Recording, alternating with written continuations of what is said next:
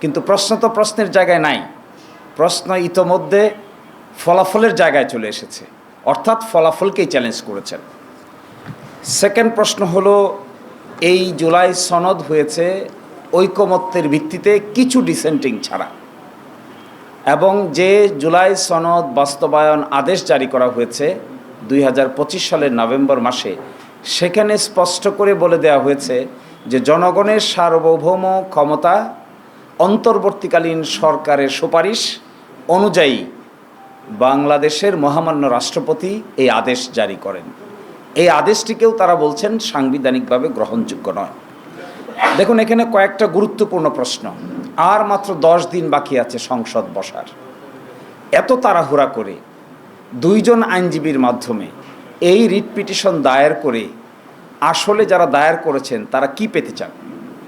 আমি স্পষ্ট দেখতে পেয়েছি সরকারের ইন্ধন, কোর্টে দেখতে পেয়েছি সরকারের ইন্ধন, আইনজীবীদের মধ্যে দেখা যাচ্ছে সরকারের ইন্ধন, এবং একটা ক্লোজ এলাই আছে সরকারের কিছু ব্যক্তিবর্গ এই বিষয়টাকে আদালতে সাবজুডিস ম্যাটার বলে পার্লামেন্টকে যেন কোনোভাবে বাধিত করা না যায়, এই জন্যই এই কৌশলটা অবলম্বন করেছেন। আমরা আদালতে প্রশ্ন তুলেছি যে 10 দিন অপেক্ষা করে পার্লামেন্ট যদি এই সিদ্ধান্ত নেয় তাহলে আদালতের তার হস্তক্ষেপ করার কোনো প্রয়োজন নাই, মাত্র তো 10 দিন। আগে যেহেতু করা হয়নি, নভেম্বর মাসে আদেশ হয়েছে, ডিসেম্বর মাস, জানুয়ারি মাস, ফেব্রুয়ারি মাস, এটা মার্চ মাস যাচ্ছে, এতদিন যদি এটা চ্যালেঞ্জ করার প্রয়োজন না হলো তাহলে 12 তারিখ পর্যন্ত অপেক্ষা করতে এখানে অসুবিধাটা কোথায়?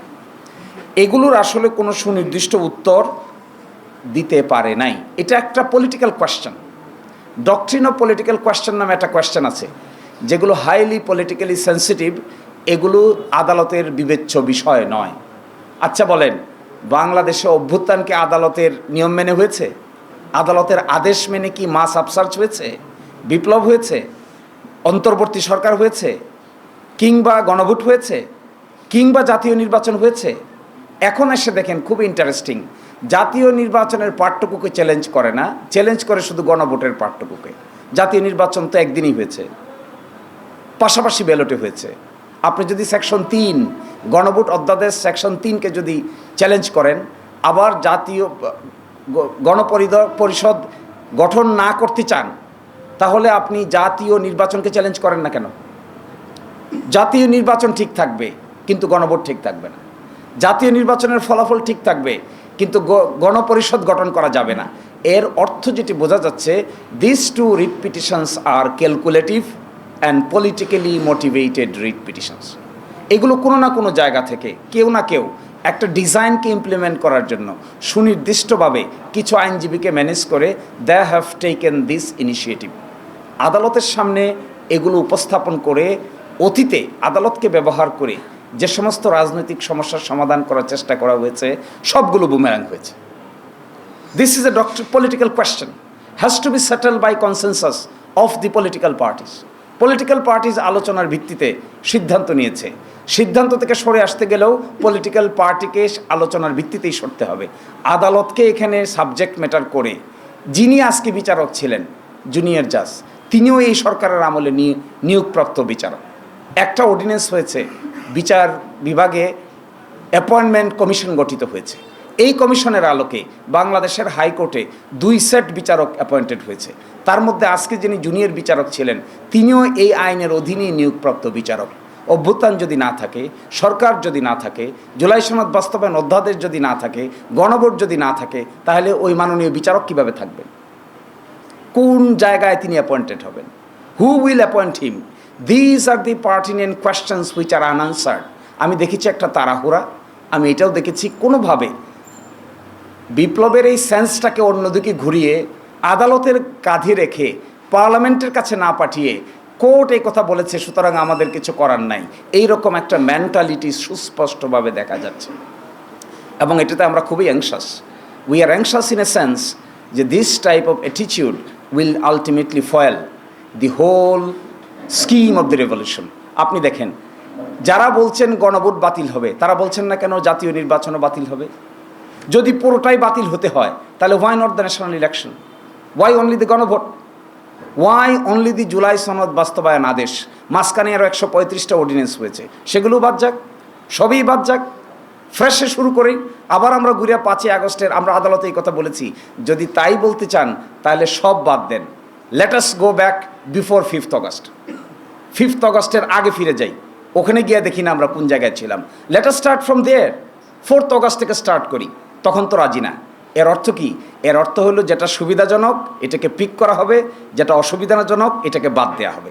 যেটা সুবিধাজনক এটাকে চুজ করা হবে, যেটা অসুবিধাজনক এটা থেকে নিজেকে সরিয়ে নেওয়া হবে। This is serious arbitrary activity of particular group of people, should not be, no one should do this. এবং এইভাবে একটা রেভলিউশনের পরে একটা চার্টারকে অপ্রাসঙ্গিক করে ফেলার যদি ইনিশিয়েটিভ নেওয়া হয়, তাহলে that would be again a political blunder, a legal blunder. Judiciary will be debated, এবং বিচার বিভাগের উপরে এই বন্দুক রেখে এই ধরনের কর্মকাণ্ড করা সঠিক নয় বলে আমরা মনে করি। ধন্যবাদ সবাইকে। একটা জানার বিষয়, সেটা হচ্ছে যে এই রিটের পক্ষে যদি রায় চলে যায়, তাহলে এই সরকারের মানে নির্বাচন বা সরকারের বৈধতা নিয়ে মানে অবৈধ হয়ে যাবে কিনা, এটা একটা বিষয়। আর একটা হচ্ছে যে মানে এর বিপক্ষে আপনার রাজনৈতিকভাবে কোনো কর্মসূচি দেবেন। ফার্স্ট কথা হলো, এই রিটের পক্ষে রায় হওয়ার প্রশ্ন এখনো আসে নাই। আগামীকালকে একটা আদেশ দিবে, অর্থাৎ তারা রুল জারি করবে কি করবে না, এই একটি প্রশ্ন। আরেকটি অন্তর্বর্তীকালীন নিষেধাজ্ঞা দিবেন কি দিবেন না। তাহলে রুল যদি, আমরা তো মনে করি এখানে রুলই দেওয়া উচিত না, আমরা মনে করি এখানে ইন্টারফেয়ারই করা উচিত না, এটা আদালতের সাবজেক্ট ম্যাটার নয়। ওয়াইজ হবে আদালতের জন্য এই কথা বলা যে আগামী 10 দিন পরে পার্লামেন্ট হচ্ছে, পার্লামেন্ট উইল ডিসাইড, এটা আদালতের কোয়েশ্চেন না। That would be the wise legal step. আর যদি নিষেধাজ্ঞার আদেশ দেন তাহলে তার কনসিকুয়েন্স মারাত্মক। ল মিনিস্ট্রিকে নিষেধাজ্ঞা চেয়েছেন তারা ক্যাবিনেট সেক্রেটারির উপর নিষেধাজ্ঞা চেয়েছেন, প্রাইম মিনিস্টারের অফিসের উপর নিষেধাজ্ঞা চেয়েছেন। তো প্রাইম মিনিস্টারের অফিস ফাংশন করবে কি করে এই নিষেধাজ্ঞা যদি দিয়ে দেওয়া হয়? কি করে ক্যাবিনেট সেক্রেটারিয়েট ফাংশন করবে যদি এই নিষেধাজ্ঞা রেস্ট্রেইন করা হয়? এই জন্য আমার মনে হয় আদালতের এখানে ইন্টারফেয়ার করাটা will not be justified question. আর সেকেন্ড পলিটিক্যাল প্রোগ্রাম দেওয়া হবে কি না, it will be answered by Zubair ভাই, এটা আনসার দেবে।